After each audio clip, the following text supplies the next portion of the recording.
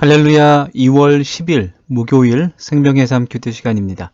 오늘은 누가복음 11장 29절에서 또 36절까지 말씀을 함께 묵상하면서 표적을 구하는 불신앙, 영적 시각을 구하는 신앙이라는 주제로 함께 하나님의 말씀을 묵상하겠습니다. 하나님의 말씀이 우리들의 삶의 빛과 또 등불, 또 우리를 인도하는 등대가 될 수 있기를 소망합니다. 먼저 말씀을 읽겠습니다. 무리가 모였을 때에 예수께서 말씀하시되 이 세대는 악한 세대라. 표적을 구하되 요나의 표적밖에는 보일 표적이 없나니 요나가 니느웨 사람들에게 표적이 됨과 같이 인자도 이 세대에 그러하리라. 심판 때에 남방 여왕이 일어나 이 세대 사람을 정죄하리니 이는 그가 솔로몬의 지혜로운 말을 들으려고 땅끝에서 왔음이거니와 솔로몬보다 더 큰 이가 여기 있으며 심판 때에 니느웨 사람들이 일어나 이 세대 사람을 정죄하리니 이는 그들이 요나의 전도를 듣고 회개하였음이거니와 요나보다 더 큰 이가 여기 있느니라. 누구든지 등불을 켜서 속에나 말 아래에 두지 아니하고 등경 위에 두나니 이는 들어가는 자로 그 빛을 보게 하려 함이라. 내 몸의 등불은 눈이라. 내 눈이 성하면 온몸이 밝을 것이요 만일 나쁘면 내 몸도 어두우리라. 그러므로 내 속에 있는 빛이 어둡지 아니한가 보라. 내 온몸이 밝아 조금도 어두운 데가 없으면 등불의 빛이 너를 비출 때와 같이 온전히 밝으리라 하시니라. 아멘. 네, 오늘 말씀에서 예수님께서 예수님 주위에 모여든 무리들에게 이 말씀을 증거해 주십니다. 예수님은 먼저 이 세대가 악한 세대라고 평가하신 후에 악한 세대의 특징이 표적을 구하는 것이라고 지적하셨습니다. 또한 그것을 구하는 세대에게 보일 표적은 요나의 표적밖에 없다고 말씀하셨습니다. 악한 세대의 특징은 믿음이 없이 의심하고 또 표적이 있다고 해도 그것을 믿지 않는 불신앙일 것입니다. 예수님께서 말씀하신 그 표적, 요나의 표적은 선지자 요나가 큰 물고기 뱃속에서 사흘 동안 머물다 나온 그런 기적으로 예수님이 돌아가신 사흘 뒤에 일어날 부활 사건을 의미하는 것입니다.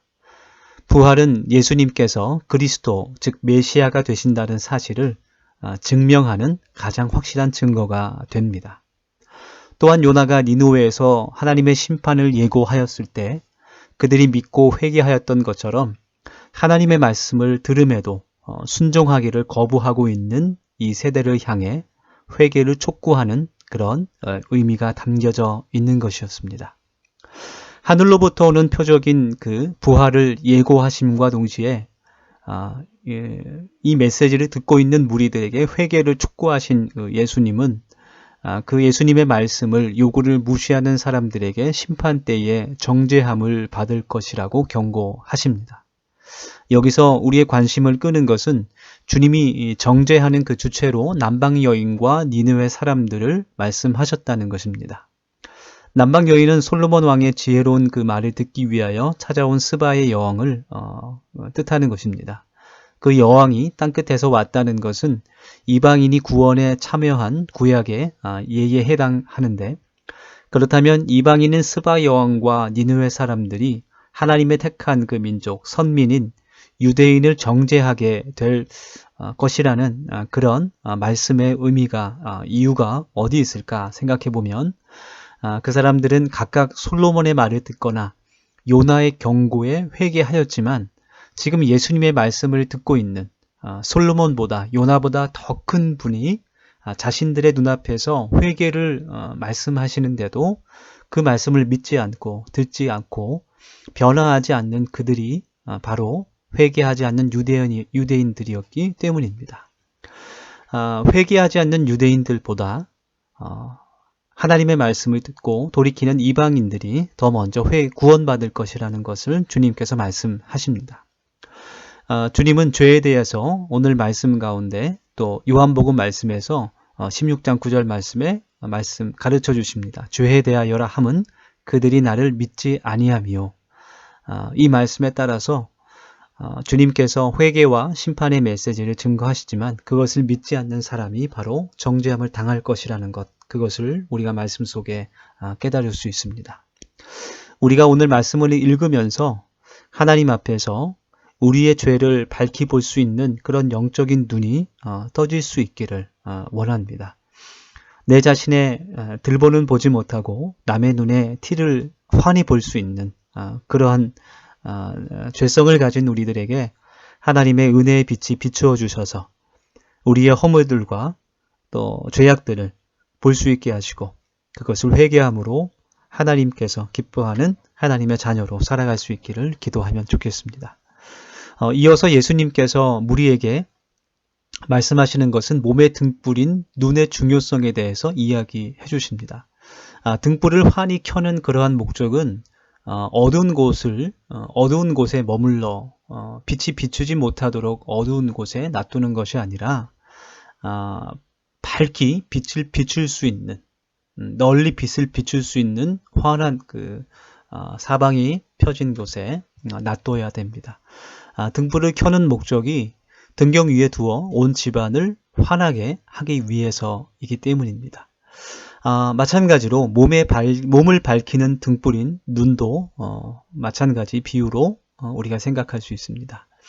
눈을 몸에 그런 어두운 곳에 말 아래 두는 것이 아니라 등경 위와 같은 그런 환한 곳에 둘 때 비로소 온전히 밝아서 모든 어두운 곳을 비춰주는 그런 일을 하게 됩니다. 나쁜 눈이라는 것은 말 아래에 두는 그냥 어둠 속에 있는 눈과 같은 것이고 성한 눈은 등경 위에 두어서 모든 것을 밝게 비추는 그런 등불과 같은 것입니다. 예수님은 이 비유를 통해서 등경이 되시는 그 예수님과 그분의 말씀 위에 마음의 등불인 눈을 두고서 그 빛으로 자신을 환하게 비춤으로써 하나님께 영광을 돌리라 말씀하고 계십니다. 우리도 오늘 이 말씀을 기억하면서 우리의 빛을 통해서 세상을 밝게 비추고 또 하나님께 영광을 돌릴 수 있는 주님의 자녀들이 될 수 있기를 소망합니다. 우리 함께 기도하겠습니다.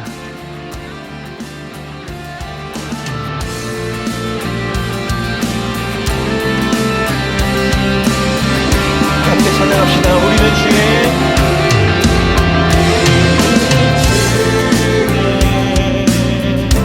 백성이오니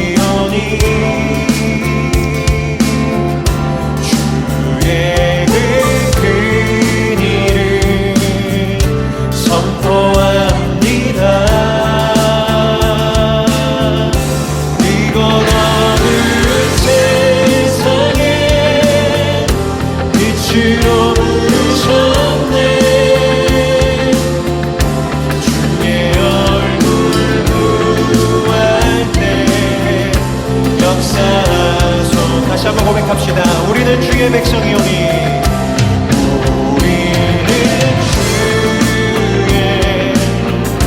백성이오니